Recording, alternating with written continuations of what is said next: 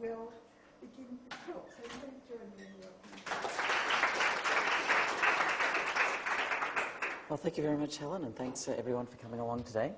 I wanted to talk today about some of the findings from Young Minds Matter, which was the second Australian Child and Adolescent Survey of Mental Health and Wellbeing that the University of Western Australia has done in conjunction with the Telethon Kids Institute and Roy Morgan Research. So Young Minds Matter is part of the National Survey of Mental Health and Wellbeing initiative, which is funded by the Australian Government Department of Health, and it includes three main survey activities: a survey of adult mental health that the Australian Bureau of Statistics has conducted twice in 1997 and 2007, a survey of people living with low prevalence but high impact mental disorders such as psychoses, that has been conducted by UWA Department of Psychiatry twice, and the survey of children and adolescents, which we have now run for the second time, and the fieldwork was conducted in 2013 and 2014. So the first child and adolescent survey was conducted in 1998. And it was actually the first time anywhere in the world there had been a national survey of child and adolescent mental health and well-being.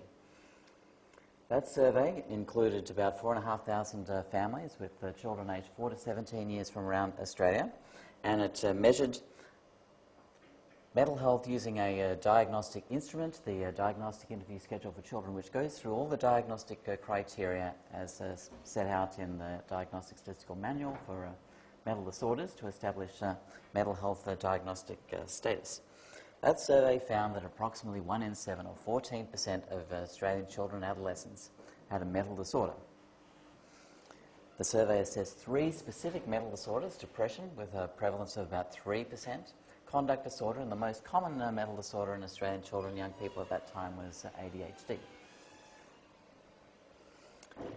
But of particular note, the survey found that only 1 in 4 of children who met all the diagnostic criteria for a mental disorder had accessed any health or education service for a mental health problem in the 6 months prior to the survey.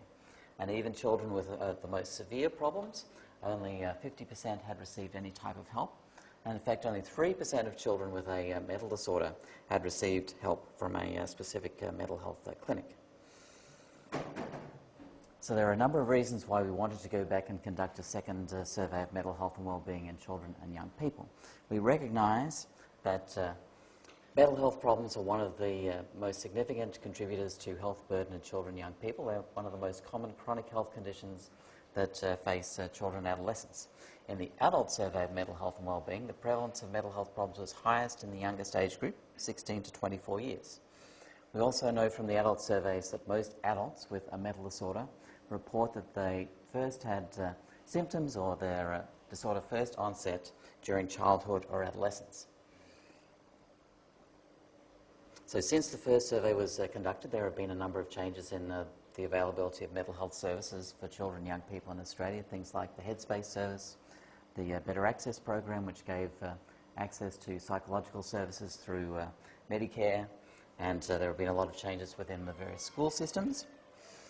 So we set out in the survey to establish how many children and adolescents in Australia have mental health problems, what problems do they have, and what is the impact of those problems on the children and families. But also to look at the use of services within both the health and the education sectors and the unmet need for services in health and education.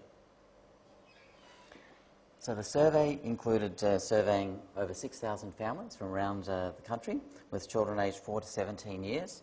The survey was done by face-to-face interviewing, and Roy Morgan Research undertook the fieldwork for us. If the selected survey child was aged 11 years or over, they also completed a questionnaire on a tablet computer, usually in the privacy of their bedrooms, while the primary carer, often the mother, was being interviewed. So we expanded the scope of the survey from what was conducted in the first survey in 1998. And the first survey was groundbreaking at its time, but as I say, it was the first time there had ever been a national survey of mental health and well-being of children and young people. So we've taken what was good in 1998 and built on that to try and expand the evidence base that's available. And one of the things that we wanted to include when the 2007 adult survey was conducted, it was found that anxiety disorders were the most common mental health problem in adults, and they're also the problem most likely to onset in childhood or adolescence. So we've included social phobia, separation anxiety, obsessive compulsive disorder, and generalized anxiety disorder, along with depression, ADHD, and conduct disorder as the 7 specific disorders that are assessed in the survey. So the first thing I wanted to show you is what we found about the prevalence of mental disorders based on the information that was reported to us by parents or carers. And in summary, we found that mental disorders are still common and disabling in children and young people, and they remain a continued priority for mental health services reform. In the face of major societal changes, there has been very little change in the overall prevalence of mental disorders. However, there has been a small decline in the prevalence of externalizing disorders such as ADHD and conduct disorder, and that has been offset by an increase in the prevalence of major depressive disorder. And we have, for the first time, information on the prevalence of anxiety disorders in Australian children and young people. So we've estimated again that approximately 14%, 13.9% of children and young people meet all the clinical criteria for a mental disorder in a 12-month period. Mental disorders are more common in males than females, primarily because of the prevalence of ADHD, which is more common in males than females. And in terms of numbers, we estimate that that's over 560,000 children and young people that meet all the clinical criteria for mental health problems. So comparing the results with what we found in the first survey in 1998, and this comparison is just for the disorders that were common to both surveys, there has been an increase from 2 to 3% in the prevalence of major depressive disorder, a decline in the prevalence of ADHD, and a small decline in the prevalence of conduct disorder. So by age group, we found that there was not much difference in the prevalence of mental disorders in males between children and adolescents, but there is an increase in the prevalence of mental disorders in females between adolescence and childhood. And that is associated with the high prevalence of depression, which occurs mainly in adolescence and is very uncommon in younger children. So the survey collected a lot of contextual information about the environment in which children grow and are being raised, information about the family circumstance, about the community in which they live, information about the school and family functioning. We found that there were substantially higher rates of mental health problems in families that are already facing a range of other challenges such as unemployment and family breakup. So as an example, the prevalence of mental disorders in children in families where there are 2 parents or carers, in original parent families where both biological parents are in the household is 10%, and the prevalence of disorders for children who are being raised in one-parent families is over 20%, 22%, and 25% in males. By household income, we found that in families in the highest quartile of the household income distribution, the prevalence of mental disorders is about 10%, and again over 20% in families where the household income is less than $52,000 a year. Now we recognise that a lot of these indicators are associated, but as another example of the sort of patterns that we found, the prevalence of mental disorders in families based on the parent or carer employment status, 11% in families where both carers are employed, rises to almost 30% in families where there is a sole parent and that parent is not in employment. So these social gradients are as large or larger than the social gradients that we found in the first survey in 1998.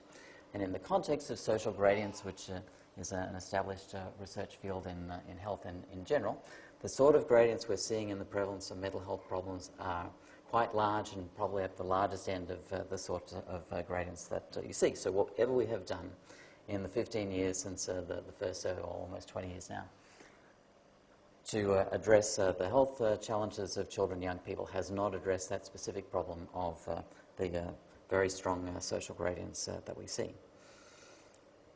We also set out in the survey to establish a measure of severity of mental disorders. This was first done in the adult survey in 2007, and it's based on developing a classification of disorders into mild, moderate and severe, looking at impact on functioning in 4 domains that are important to children and adolescents. In school or at work, and most of the children in the survey were in school. Impact on peer relationships and friendships, impact on the family, and impact on self, such as level of distress, difficulty sleeping, things like that. So we found that we were able to classify disorders into mild, moderate, severe.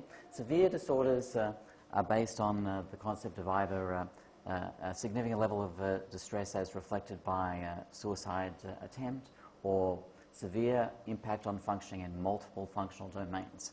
So the child has to be having difficulties, significant difficulties at both school and at home, for example. And we estimated 2% of children meet that criteria for a severe mental health problem. So while I said before that the prevalence of disorders didn't change much between children and adolescents, we did find that the severity of disorders did change quite significantly. In 4 to 11-year-olds, only 1.1% have a severe mental health problem. That rises to 3.3% in 12 to 17-year-olds.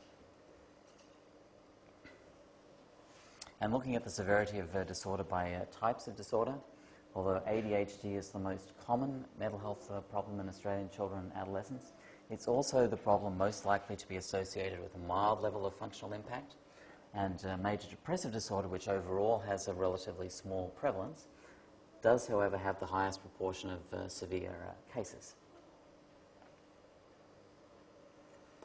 Another way that you can think about impact of mental health problems is days out of role. And in the case of the children in the survey, most are in school, so we conceptualize that as days absent from school.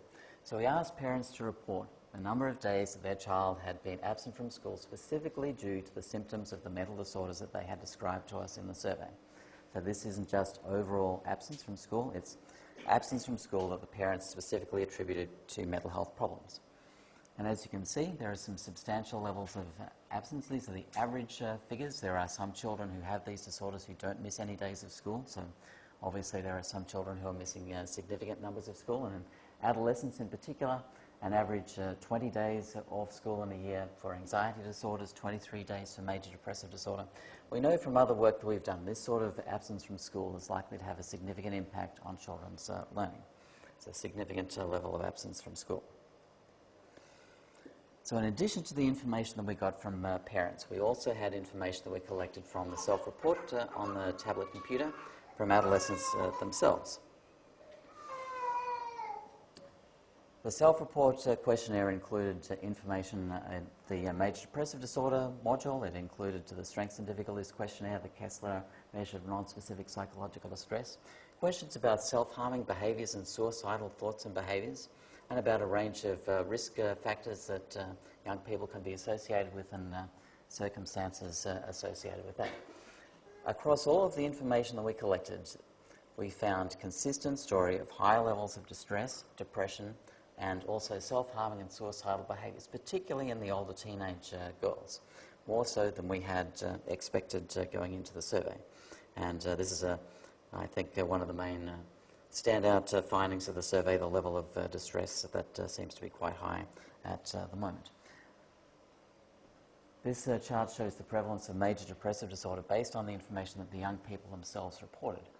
And as you can see, quite high, particularly in the 16 to 17-year-old females. Almost 1 in 5 met all the clinical criteria for a diagnosis of major depressive disorder, including number and duration of symptoms and impact on functioning.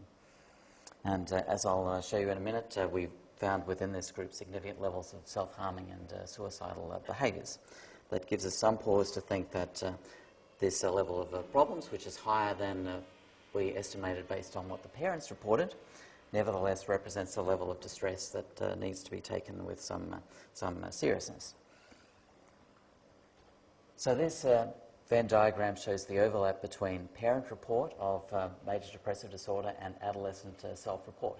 And there was a relatively small degree of overlap. So that is almost 6% of young people have been diagnosed with a major depressive disorder based on the information they reported in their questionnaire, when we wouldn't have made the same diagnosis based on the information that their parent or carer reported. One of the questions that we asked young people in the survey was how much they feel that their parents know about how they are feeling. And not surprisingly, a lot of the young people who are in the 5.8% group there reported that their parents know very little or nothing about their emotional state. So we asked a series of questions in the survey about self-harming behaviours and about suicidal thoughts and behaviours. Now, recognising that these can be sensitive issues to discuss, the questions were limited to young people aged 12 years and over, and we also gave young people the option of saying, prefer not to say, to the first question in each set. So about 7.5% of young people answered prefer not to say to the first question on self-harm. So keeping that in mind, the figures that we have on prevalence of self-harm are likely to be understated. So we found that the prevalence of self-harming behaviours was higher in older adolescents compared with younger adolescents, and was also higher in females than males. Overall, 11% of young people said they had ever self-harmed. 6% reported that they had self-harmed 4 or more times in their life. 8% said they had self-harmed in the 12 months prior to the survey, and almost 1% had required medical treatment as the direct result of an injury incurred in an act of deliberate self-harm. And as you can see, the rates are higher for the females, particularly in the 16 and 17-year age group.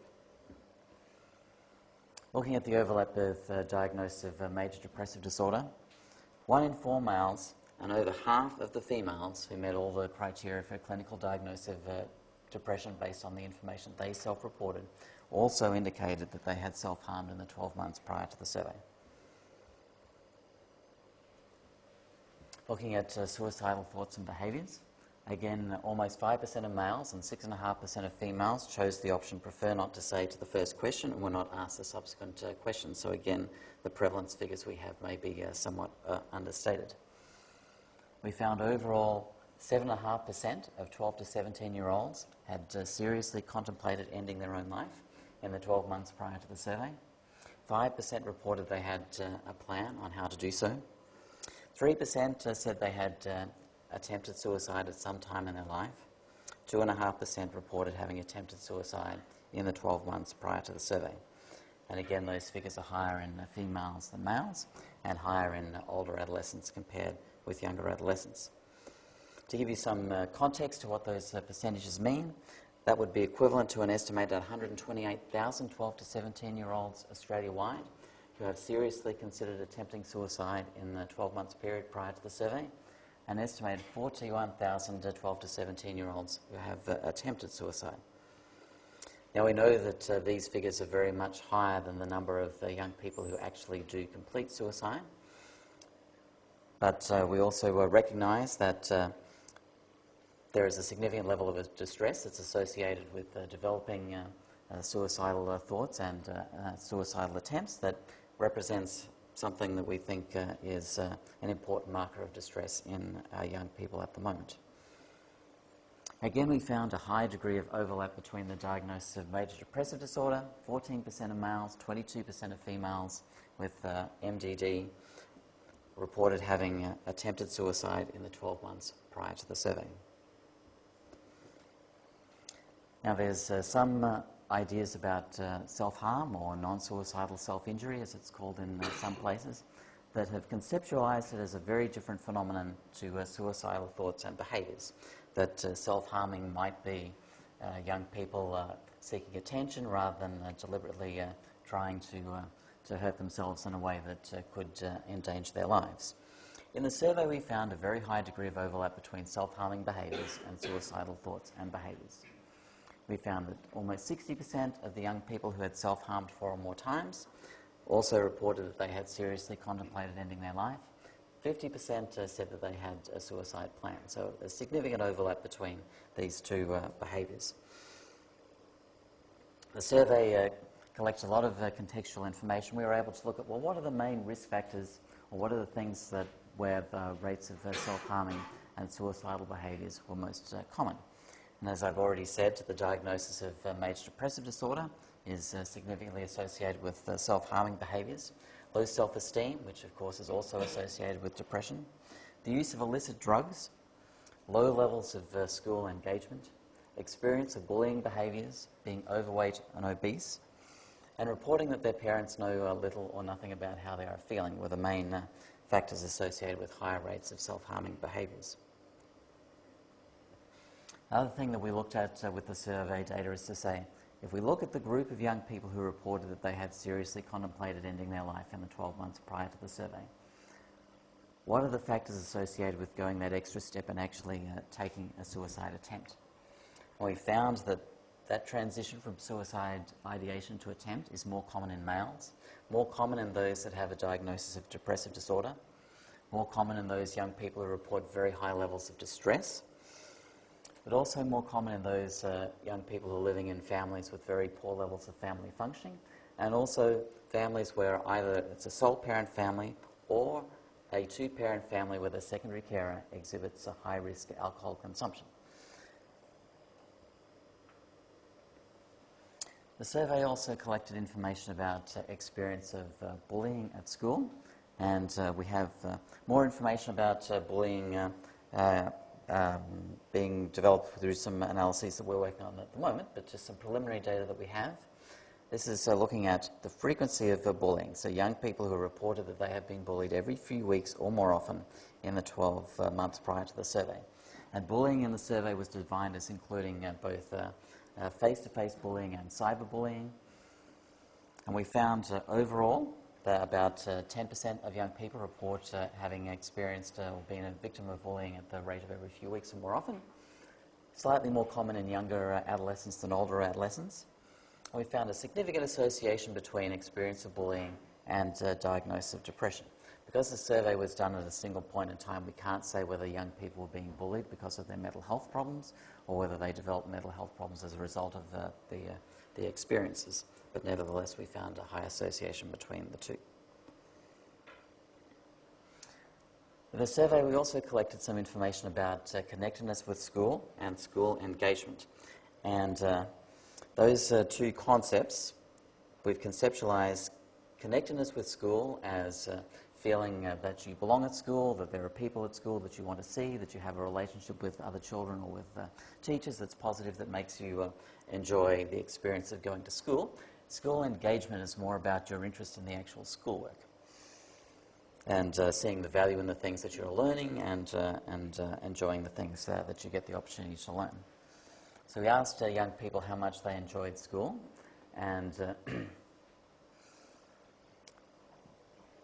overall, most young people report liking or very much liking school. So this chart shows the proportion of young people who say they dislike school, less than 5% of young people who don't have a mental health problem, but significantly higher in young people who do have a mental health problem. And I guess we have the sense that externalizing behaviors like ADHD and conduct disorder are likely to cause problems at school and to be picked up at school, but also kids who have the emotional problems, anxiety disorder, major depressive disorder, also have higher rates of reporting disliking school. We asked parents how often their young people had ever been suspended from school. Overall, 4% of 4 to 17-year-olds had ever been suspended from school. 16% of those who have a mental disorder, and almost 28% of 12 to 17-year-olds with a mental disorder have been suspended from school one or more times. And again, I guess you expect that to some extent with problems such as conduct disorder. Over 50% of young people with conduct disorder have experienced suspensions from school, but also quite high rates amongst young people with anxiety and depressive disorders. So the survey included 2 scales which were designed to give an overall measure of connectedness and engagement. And as I said before, connectedness is about feeling close to people at the school, liking being at the school, feeling safe at the school. Engagement is more about impression of the schoolwork, enjoying the things that you learn and valuing the things that you learn. So using these scales, we found that most young people have good levels of connectedness with school, and also good levels of engagement with school. School connectedness is slightly better than school engagement overall. So we looked at the relationship between mental disorders, between self-harming and suicidal behaviours, and connectedness and engagement with school. And we found that there is a significant overlap between school connectedness engagement and mental health problems. So as you can see in this chart, of those young people who reported that they had poor engagement with school, 36% have a mental disorder, almost 1 in 4 have self-harmed, and 12.5% report a suicide attempt. And similar but not quite as high figures for school engagement, a slightly stronger relationship with connectedness to school and mental health problems. But for young people who report both poor connectedness and engagement, very high proportion who have a mental disorder and who are exhibiting self-harming and suicidal behaviours. The survey also collected some information about achievement at school, but we also had the opportunity, we got consent from parents and from young people to link the survey data with NAPLAN testing data. And we're in the process of analysing that data at the moment, but I have some preliminary results on what we've started to find looking at the NAPLAN data. So one of the ways that the NAPLAN data can be expressed is rating young people as being below, at or above a national minimum standard. So this chart is showing the proportion of students who are below the minimum age level in the most recent NAPLAN test, or the NAPLAN test that was closest to the date of the survey, in two of the testing domains, writing and numeracy. And the proportion of young people who fall below the minimum standard increases with age group in the writing domain. But you can see that there is a significant higher proportion of young people who are below the standard if they have one or more mental disorders. Another way of looking at the NAPLAN data is to look at the actual NAPLAN test scores. The NAPLAN tests are scored on a scale which is standardized across age groups and across testing domains. And to give you a sense of what these numbers mean, a NAPLAN band has a width of about 50 points. Within each year level they score 6 NAPLAN bands. The difference between the average NAPLAN testing score for students who live in the top 20% of the socioeconomic distribution compared to kids in the bottom 20% is about 40 NAPLAN standardized points. Children would expect to improve over a 2-year period, say between the Year 3 and the Year 5 test, by about 50 points.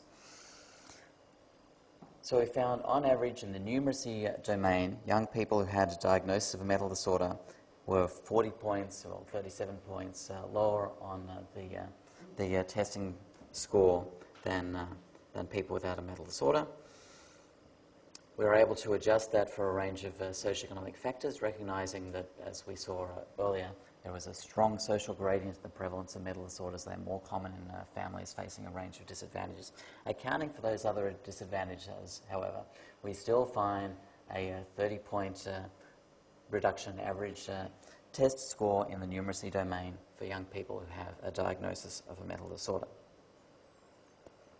Within the writing domain, the differences were slightly higher, 47 points unadjusted, and accounting for socioeconomic differences, a difference of 40 points, which is a significant gap, and a gap that you would expect a young person to take potentially over a year to be able to increase.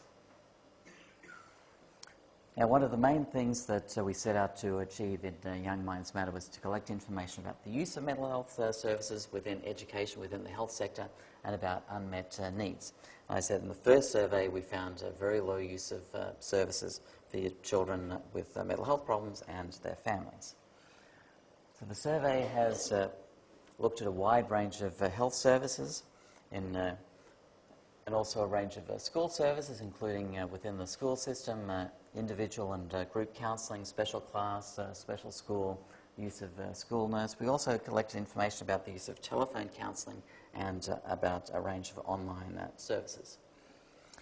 Overall, we found that there has been a substantial increase in use of services since the first survey, and a reduction in the number of families who are dealing with mental health problems on their own, which is very positive.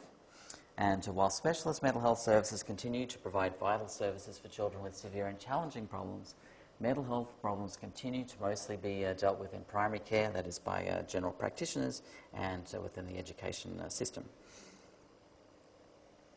So we found 56% of children with a diagnosis of mental disorder had used some type of health service in the 12 months prior to the survey. This was higher in adolescents than in 4 to 11-year-olds. And no real difference in the use of services between males and females. Over 50% of young people had used a health service, and over 40% had used a service within the education system, and a lot of young people receive services both within health and education. By severity of disorder, almost 90% of young people with a severe disorder have used some type of service, and almost 3/4 of those with a moderate disorder. So these are significant increases on the rate of service use that was found in the first survey. But nevertheless, there remain some gaps.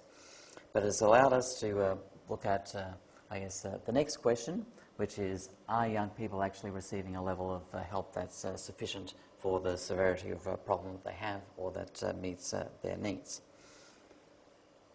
So this chart shows the main health service providers, and as I said, general practitioners were the most common service providers for mental health problems for children and families, although there are significant numbers of children and young people accessing the services of psychologists, more so in adolescents, and paediatricians and counsellors. Within the school system, we found that a school staff member was amongst those to suggest that a young person might need help for emotional behavioural problem in 40% of cases, and that about 20% of young people had been referred to a health service by their school.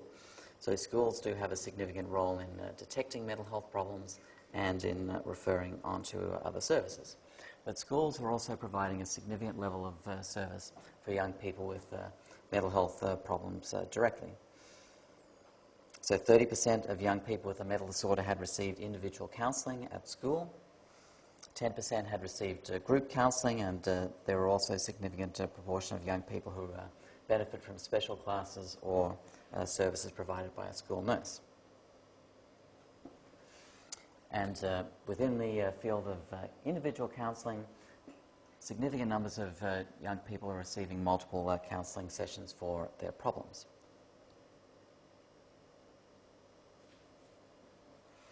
There's growing interest in the use of online services, and there are a range of services that are now available, things like Youth Beyond Blue, that have a range of different sorts of models that young people can access. Young people can use the internet and connected services to find out information about mental health problems. There are online assessment tools that young people can use. There are self-help seeking problems that involve a person interacting with a static website, but there are some services where young people can get in touch over the internet with one-to-one counselling. The use of that is somewhat lower. So a significant proportion of young people who have major depression are using the internet to find information about mental health problems and about services that are available. Only a small proportion of young people are actually using one-on-one counselling services over the internet. And similarly, we found a relatively small use of telephone counselling services. So there were significant changes in the questions that we asked about service use between the first survey and the current survey. Recognising that the service landscape had changed significantly, we wrote the questions so that we could collect information about use of headspace and things like that that didn't exist 15 years ago. But the best comparison that we were able to make suggests that for young people in the age group 6 to 17 years, 31% with a mental health problem had accessed some service in the 6 months prior to the survey in 1998, and 68.3% had used service in the 12 months prior to the survey in 2013-14.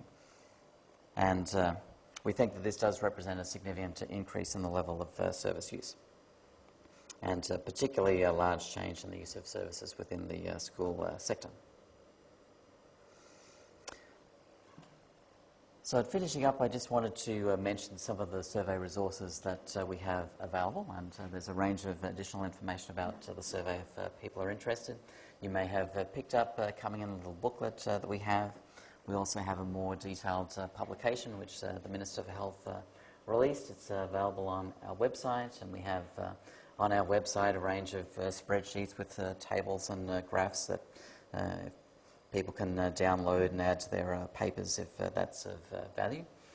We're in the process of publishing a series of papers. A set of 5 papers has come out in the September issue of the Australian-New Zealand Journal of Psychiatry, reporting results from the survey. We have developed a survey results query tool, which I'll show you in a minute. We also have available for people who might be interested in conducting their own research using the survey data, we have released a confidentialised unit record file, which is available through the Australian Data Archive, and we have information on our website on how to use or how to access that data and how to use the data. For people who would like to do more analysis but don't necessarily have the skills to be able to analyse the data themselves, we are also providing a tabulation service. All the services except for the tabulation service are available free of charge. So I'll just quickly show you our survey results query tool. So our website is youngmindsmatter.org.au, and there's a link there that will take you through to this survey tool. So it has a range of tables and graphs available on a number of the topics that we have included in the survey. And let me show you, just as an example, something that I haven't talked about in the presentation today. We collected information about smoking, alcohol use and drug use in the survey. And we found there's a significant association between use of smoking, alcohol, drugs, and mental health problems in children and young people. So if we look, for instance, at young people who have reported smoking in the last 30 days, overall 7.2% of young people report that level of smoking, which is an encouraging reduction in the prevalence of smoking in young people overall. But if we look at that, for instance, by presence of major depressive disorder, smoking is 24.1% in young people with depression, 6% in young people who don't have depression. Similarly, if we look at young people who have drunk more than 4 drinks in a row in the past 30 days, a measure of binge drinking, again, it's significantly more common in young people who have a diagnosis of major depressive disorder, 24% compared with 11%. Of course, there are associations with other mental health problems as well. Conduct disorder, almost 40% of young people report binge drinking in the 30 days prior to the survey. Use of cannabis in the 30 days prior to the survey, 31% in young people who have a diagnosis of conduct disorder, 14% in young people who have major depressive disorder, 4.5% amongst young people who don't. So the survey found there is a significant association between mental health problems and use of alcohol and drugs. And we think that there is some potential use of this information about the overlap between mental health status and health promoting activities, because of course a lot of effort does go into promoting health and well-being in children and young people. Recognizing the comorbidity or the overlap between different types of problems is probably important to continue to make further progress in reducing the prevalence of these health risks. So while it's great that the prevalence of smoking has declined in young people, the fact that it's very high in young people who are exhibiting mental health problems suggests that there is a particular subgroup of young people who are more likely to be at risk. And of course, the health consequences of smoking, drugs, etc., are significant in people who have mental disorders and those who don't. So, as I said, this is our website, youngmindsmatter.org.au, and we also have an email address. It's a bit long, but it's also on our website if you want to contact us with any specific questions. So at that point, I'll open it up to any questions that people might have about the survey. Well, thank you very much, David, for a start. Let's just keep going.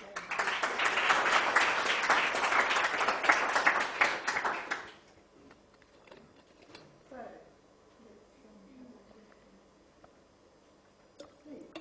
Great data set, David, and good job in presenting so much in a short time, so well done. I'm just interested in terms of the psychopathologies that you did, ADHD, conduct disorder. Did you look at sort of the comorbidities between them in terms of other things? I mean, it's very rare to get something on its own, isn't it? Yes, we did. There is some information about that in the main publication. I didn't bring any slides on that today. About 30% of kids have more than one mental disorder, and significant overlap between anxiety and depression, as you would imagine, but there's also a significant number of young people who have both a externalizing problem and an internalizing problem. I don't have the exact numbers for ADHD in my head, but we do have information on that available. Can I ask Steve a question, David? Mm-hmm. Steve, just talking about ADHD, which is your specialty, it's interesting to see the decline over this period of time. Is this what you found also, or how would you conceptualise that as the information? I was quite interested. I think you showed the data of the females versus males.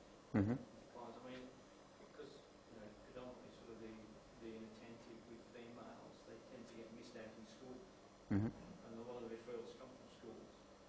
So I think that's probably one of the reasons why we see declines in females in particular. I haven't seen too much of a decline in terms of over the years. In fact, I mean, it depends. In some countries, you get, some diagnoses up to 29% prevalence rates. Mm. But then mass diagnoses, I've seen them done sort of 200 at a time in 15 minutes. So you have to be very careful looking at the way the diagnoses are conducted. I was also surprised about the common disorder, which is highly comorbid with ADHD. The early onset, the childhood onset was pretty low. Mm. And that's something that I think is being picked up a bit more now.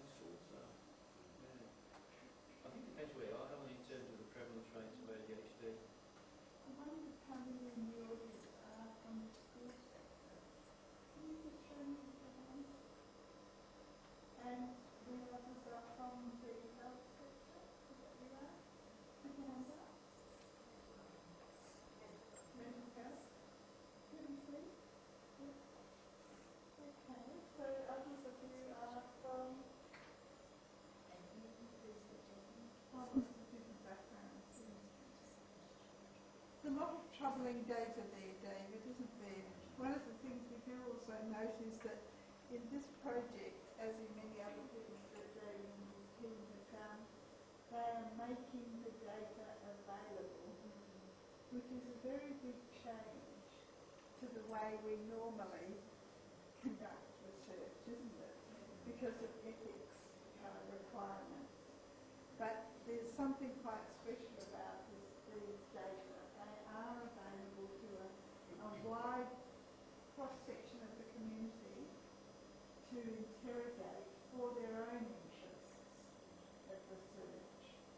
And we would be encouraging you to be thinking about opportunities, perhaps for your own further studies, doctoral studies or master's studies. David would be an excellent person to work with you to bring to bear your research interests to interrogate the data. I want you to take that idea away with you. It's a rare opportunity to have so much rich data available to you. I don't think I've ever heard of this before. Have we? Campbell, is this a rare experience, you think, opportunity? Sorry, And you were drifting off, I was tweeting conversation. An opportunity to access the data for other people's research. I suppose there's always issues to access, and being left by others is a real issue anyway. It's pretty good. In open science these days, this is becoming a more Right. increasingly, but yes, it's still early days. Yes. Oh, so thank you. Thank you. Directing questions to the young people about what they found most effective in reducing their distress, then what their experience was of effectiveness. We asked some questions of young people about what we call self-help behaviours or use of informal supports as well as formal help seeking, and there are substantial use of those sorts of things, seeking help from friends and family, people that young people might be close with, young people who are, for instance, have a relationship with someone within the sports field or within the church or something like that. And that's certainly something that was quite significant. We asked some questions about things that might be considered barriers to formal help seeking of both parents and of young people, and thinking about the idea of, for instance, the stigma of mental health, and the idea that people might feel uncomfortable about help seeking. And we did find that a significant number of parents, particularly of younger children, who say that they just like to handle the problems themselves, or that they feel that they wanted to wait to see if the problem would go away without intervention. Within within the adolescent group, we did find that there was a significant difference between the parents and the young people, with a significant number of parents saying that yes, they recognised that they wanted to seek help for their adolescent, and they had tried to organise some type of help, but the young person had refused to go and seek formal help. So in that sense, there is a significant group of adolescents in particular where informal sorts of help may be important to address that barrier, and obviously there is still some way to go in terms of reducing the perceived stigma of mental health problems. We think the data suggests that there has been some decrease in that stigma. People seem to be somewhat more open to talk about mental health problems, and definitely more open to seek help than they were in the first survey in 1998, but there are still gaps and areas where we think that that's one of the things that we'd like to see addressed. Thanks, Sarah, that's really interesting. So, you aggregated the data from 4 to 11 and then 12 to 17. Mm-hmm. I was wondering what the distribution is like, and also we know, for example, that some things like bullying, for example, is most common in particular year groups. So Mm-hmm. do you see any, little bumps? I mean, like year 5 and year 7 and Mm-hmm. transitioning Mm-hmm. to high school. Mm-hmm. So do you see that when you actually look at the age difference, the grade differences, not Mm-hmm. the age, because Mm-hmm. of course different states and territories have different Mm-hmm. year Mm-hmm. groups? Mm-hmm. Well, we found a range of different patterns depending on what thing we were looking at. The survey has roughly even representation of kids from age 4 through 15, but we have an enriched sample of 16 and 17-year-olds. That was something that the Commonwealth had a particular interest in, the transition between adolescence and adulthood, and the high risk of emerging serious mental health problems of that age group. So we have specific figures for 16 and 17-year-olds in quite some detail. In terms of the prevalence of disorders, ADHD is more common in children, and the prevalence declines with age. So there are certainly some young people who grow out of their ADHD. The major depressive disorder, the prevalence really ramped up in older adolescents. So it's virtually zero in children below the age of 11, and it starts to increase in the 11 to 15 years, but in 16 to 17 years was particularly high. With the bullying behaviours, we did find that the peak seems to be in the age range around 11 to 15. And I think that's consistent with other research that has been done in the bullying space that suggests that there's that sort of medium year within the high school, around year 9, year 10, where the bullying behaviour seems to peak. In terms of the depression and anxiety, there does seem to be a suggestion that it peaks at 16 and maybe it's not quite as high at age 17. One question here, and then one, and then Might actually follows on a little bit there, which is with adolescents showing a much higher prevalence of all of these conditions. We've got a 13-year-old. speak up just a little bit now. Sorry, I don't have a quiet voice. We have a 13-year-old year 8 child with Mhm. severe mental health issues, primarily anxiety disorder. Mm-hmm.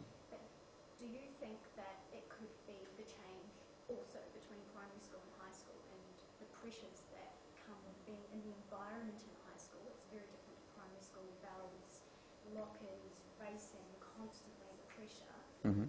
And just back to what you said about the education and teachers being such a big part in identifying this, are they not just identifying it, but then actually supporting the families, because words don't really not have Mm-hmm. that Mm-hmm. Mm-hmm. at all. Yes. And Mhm. just seeing how few people Mhm. Well, I think that the system is better than it was 15 years ago, so we really want to emphasise what we're seeing in terms of the positivities in these results. But certainly there are also a group of, there are definite gaps that still exist in the system, and there are young people who don't receive help and don't receive help at the time when they most need it.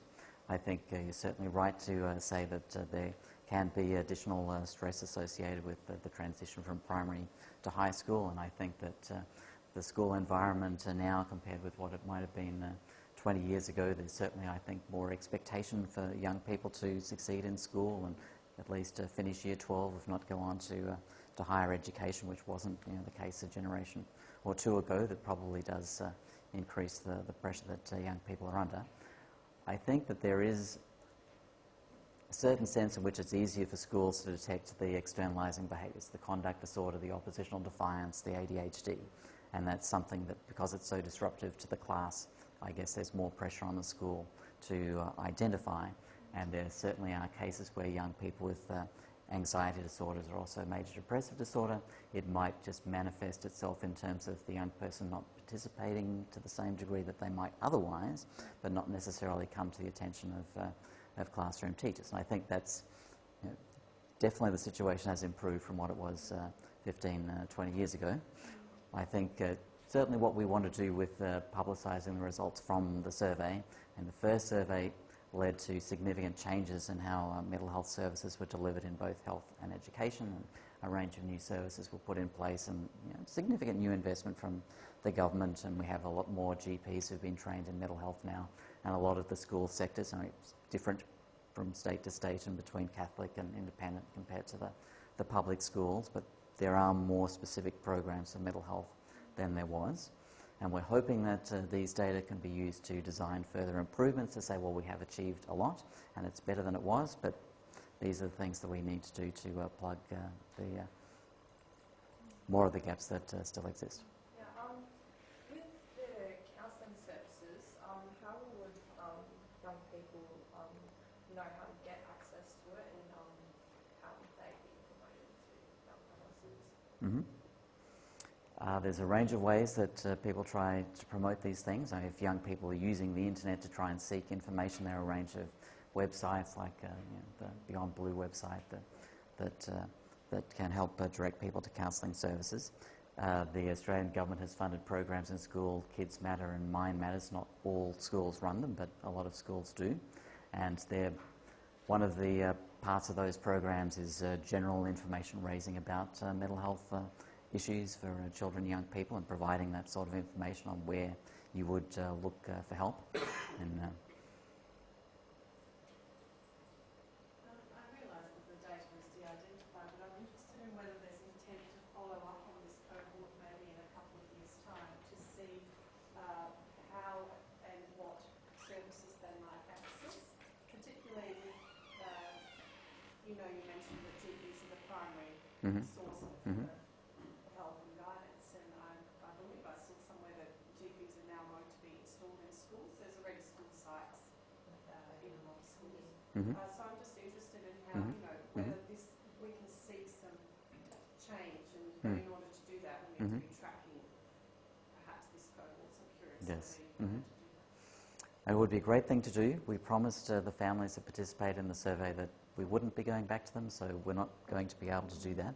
We do have one thing that we are able to do. We got consent from the families and from the young people, if they were old enough, to access the Medicare benefits data and pharmaceutical benefits data. So we have received that data, and that data extends through to the end of 2015. So there is a window there between when the survey data was collected, 2013-14, to look at use of services in the year, 2 years following the survey. But just those services are funded by those schemes. So certainly an interesting area for research, but you've got to balance the load on the families with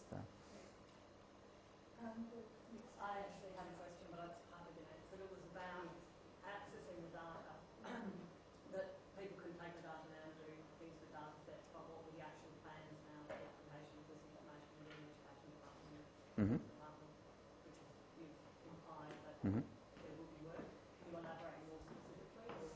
Or? Well, we're doing more work on the data that we received from the NAPLAN test to look at that in more detail, and we're hoping, or we're planning to put out a report specifically for the education sector, and the little booklet that we've distributed today. We're hoping to do another one that will focus more specifically on education issues.